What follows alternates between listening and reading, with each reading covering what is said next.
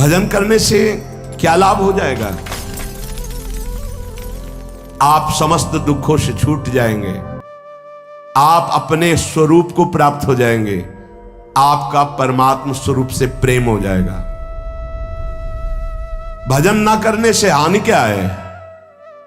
भजन ना करने से विषय आपको बांध लेंगे, पापाचरण खूब होने लगेगा, आपकी दुर्गति हो जाएगी, दुख, अशांति, चिंता, अवगुण और अभाव और दुखिया स्वभाव, ये सब भजन ना करने पर प्रकट हो जाते हैं। देखो बड़े दुखिया स्वभाव है, पर रोते ही रहते हैं, दुख ये वो ऐसा विषय बांधे हुए हैं।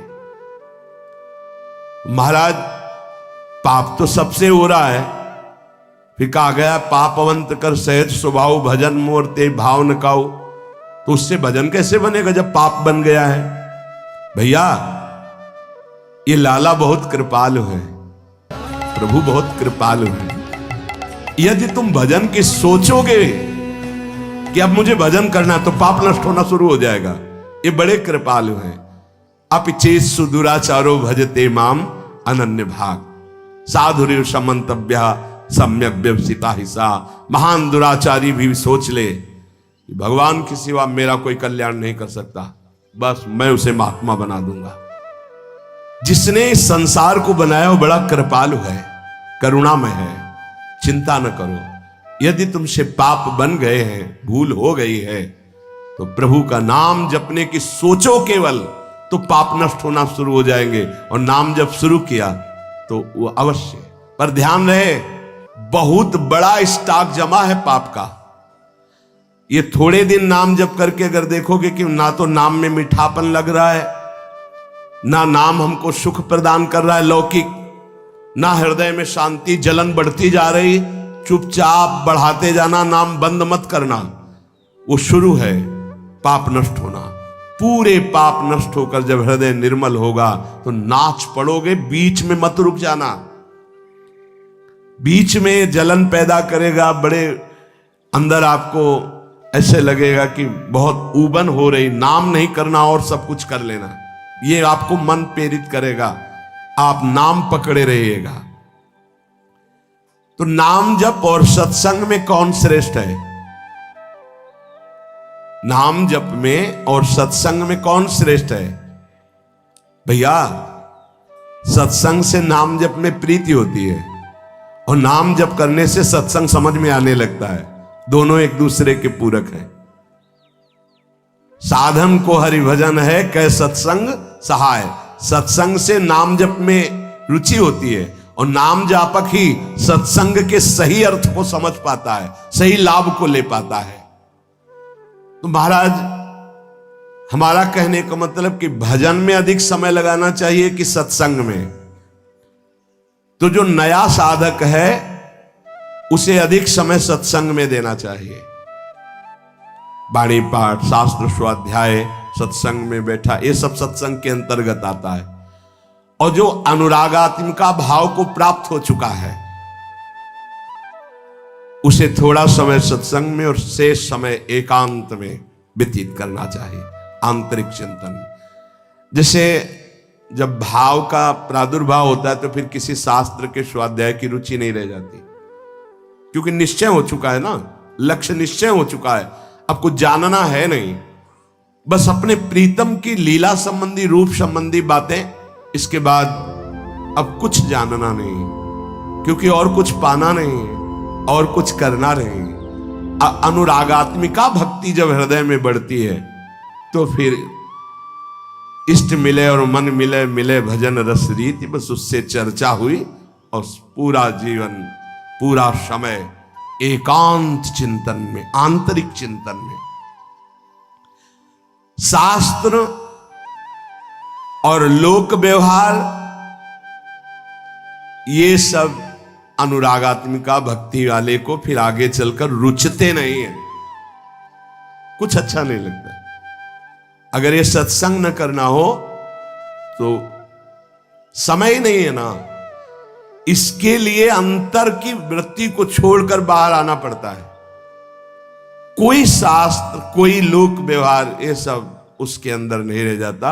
जो अनुरागात्मिका भक्ति का उपासक होता है, जो प्रेम लक्षणा भक्ति का उपासक होता है, विविध शास्त्रों का स्वाध्याय करना, विविध प्रकार की वार्ता सुनना, ये उसका स्वभाव नहीं होता, उससे मन हट जाता है।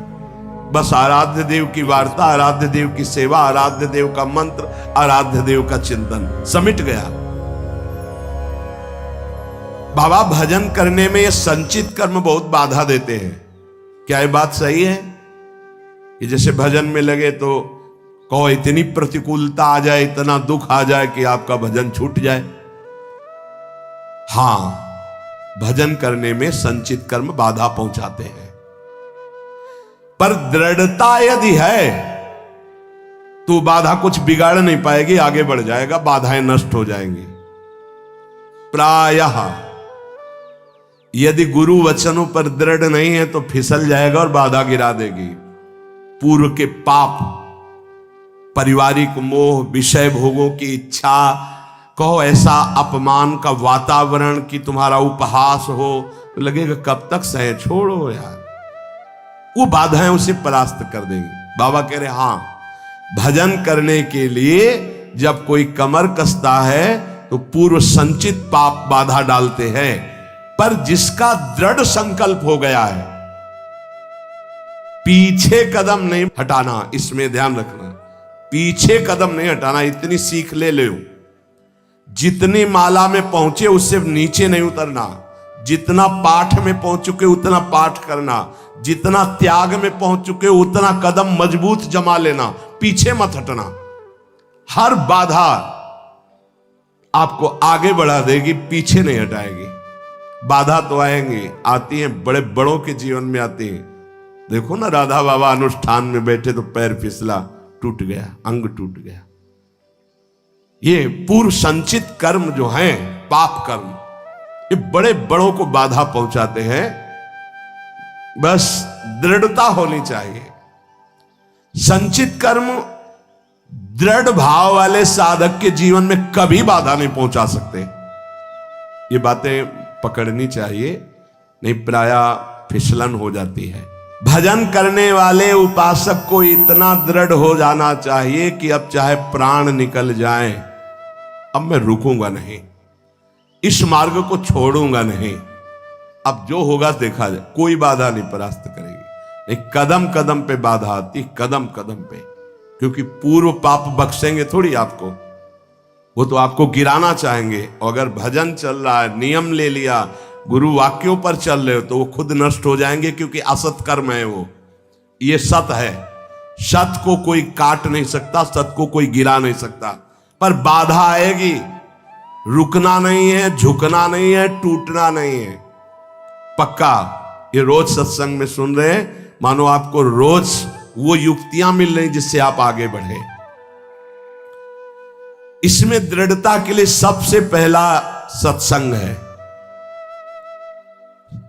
पर यह है कि कुसंग भी बहुत जोर का होता है।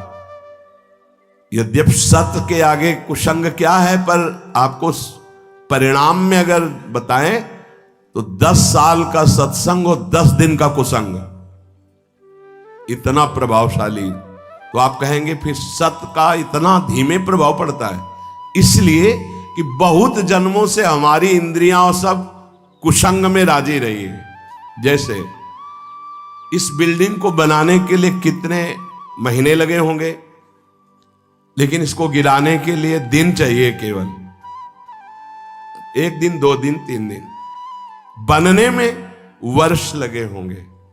ऐसे ही साधना की ऊंचाई पर चढ़ने में समय लगता है, सत्संग की बातों को जीवन में उतारने में समय लगता है, लेकिन भ्रष्ट होने में नहीं होता। 5 मिनट में भ्रष्ट हो जाओ। सत्संग, सद्विचार रहना, दूसरा दृढ़ता का जो बाधा तुम्हें गिरा नहीं पाएगी। अब साधक के अंदर असद विचार पाए जाते हैं। ओखली पे सर रख दिया तो चोट गया, क्या गिनना। जब प्रभु के लिए जीवन अनंत जन्मों से भटक रहे हो, इसी में भटक रहे हो, बस समझ लो ये बाधा आई है तुम्हारे जीवन को बर्बाद करने के लिए। अगर लक्ष्मण रेखा से बाहर निकल गए तो मिट्टी में मिला देगी ये माया। मान लो प्रार्थना, अगर आप लक्ष्मण रेखा के अंतर्गत रहे, आज्ञा के अंतर्गत, तो बाधा तुम्हें परास्त नहीं कर पाएगी। नहीं तो जो दुर्गति का केंद्र है आगे देख लेना, पर आप कह नहीं पाओगे। वो अंदर की मार होती है माया की। भजन करने वाले को संचित कर्म बाधा पहुंचाने के लिए आते हैं, पर बचा जा सकता है इसी से, सत्संग और सद्विचार। जीवन का हमारे जो बर्बादी का प्रभाव पड़ेगा पूर्व संचित कर्म, वो हमारे विचार बदलता है। ध्यान रखना, पहले बुरी दशा आने के पहले बुद्धि बदली जाती। जब साधक का विचार बदलता है तभी घबरा जाते हैं हम, अरे अरे ये क्या। पर वो आक्रमण विचार में करता है। कर्म पहले विचार को बदलता है। यहां कह रहे सत्संग और सद्विचार, तुम्हारे अंदर असद विचार आने ना पावे। हे, कौन से मन से तुमने हां कहा, कौन से मन से तुमने भगवत मार्ग में उत्साह बनाया, कौन से मन से तुमने संसार से वैराग लिया। अब उस मन को क्यों भूल गए?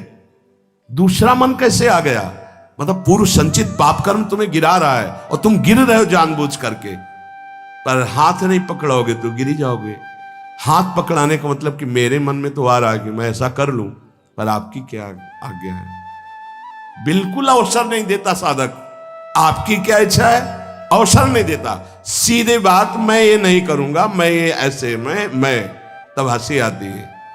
अय पुरुष संचित कर्म, तू मेरे से बलवान निकल गया, जा घसीट ले जा। अब क्या कर सकता हूं, मेरी कबड्डी के खेल में आउट हो गया है, नहीं पकड़ पाऊंगा।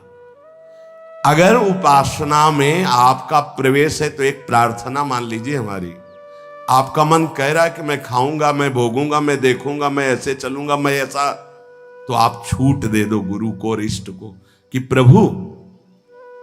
एक बहुत बड़ी महान भक्ता हुई रबिया जी, ऐसा उनका, उन्होंने कहा था कि प्रभु यदि मैं स्वर्ग मांगू तो नरक भेज देना, जो मैं मांगू मेरी बात कभी पूरी ना करना। क्या, तो हम कम से कम इतनी तो गुरु को इष्ट को जगह दे दें। महाराज मेरा मन कह रहा है कि मैं भोगों में जाऊं, मेरा मन कह रहा है संसार में जाऊं, मेरा मन कह रहा है मैं ये नहीं कर पाऊंगा। आपकी क्या अनुमति है, आपका क्या स्वरूप है, आप क्या आज्ञा करते हैं, इतना तो जगह रखो। आप तो जगह ही नहीं रखते, पूरी लाइन क्लियर कर देते हैं, कोई अधिकार ही नहीं देते। नहीं, मैं ऐसा नहीं करूंगा, मैं ये नहीं कर पाऊंगा। तुम कुछ भी नहीं करने लायक हो। जिनकी कृपा से तुम कर रहे थे वही कृपा तुम्हें आए हुए इस भारी आक्रमण से बचा लेगी, और आगे चलकर तुम्हें खुद रोना आएगा कि बचा लिया मुझे, नहीं तो आंधी आई थी और मुझे गिरा देती। भजन से हर संचित बाधाएं भस्म हो जाएंगी। ध्यान रखना, भजन करने वाले पर संचित कर्म बाधा डालेंगे, पर सत्संग और सद्विचार और भजन की दृढ़ता हर कर्म को भस्म कर देगी, हर बाधा को भस्म कर देगी। तुम्हारे जीवन में यदि किसी संत का संयोग है तो उसकी आज्ञा से जितनी जल्दी तुम्हारी इन बाधाओं का नाश होगा, उतनी जल्दी तुम्हारी साधना से नहीं होगा। इसलिए भक्तों के संग की बड़ी महिमा बताई गई है। यहां तक कि भगवान से भी बढ़कर भक्तों की संग की महिमा बताई गई। मोरे मन प्रवश विश्वासा, राम ते अधिक राम कर दासा। ये मान लो, ये जीवन बहुत ऊंचाई पर चढ़ाना है। आप अकेले नहीं चढ़ पाओगे, आप हाथ दीजिए और साथ चढ़ जाओ। तो बोले एक दो को चढ़ा दोगे, यहां तो हजारों कैसे चढ़ोगे? तो हमारे प्रभु का अब वेद नहीं पढ़े इसलिए नहीं जानते। सहस्त्र शीर खा पुरुखा, सहस्राक्षा सहस्त्रपाद। वो अनंत हाथों वाला है, अनंत भुजाओं वाला, अनंत पाद वाला, अनंत नेत्र वाला, विश्वतः चक्षुर, वो विश्व नेत्र वाला है। अरे वो तुम्हें ऐसे गोद में लेकर पहुंचा देगा, तुम्हें चढ़ने नहीं पड़ेगा। उसकी करुणा दृष्टि हो जाए तो लूला लंगड़ा सुमेर पर्वत को पार कर जाए। मुकम करोति वाचालम पंगुम लंघयते गिरिम। इस अध्यात्म की चढ़ाई के लिए हम सबकी टांगे टूटी हुई है। तो हमको उठा के ले चलते हैं गुरुदेव, हमें हरि उठा के ले चल रहे हैं। पहाड़ लंघवा दिया, ये काम क्रोध लोभ मोह मद मत्सर, ये बड़े बड़े पहाड़ हैं, ऐसे लंघवा दिया।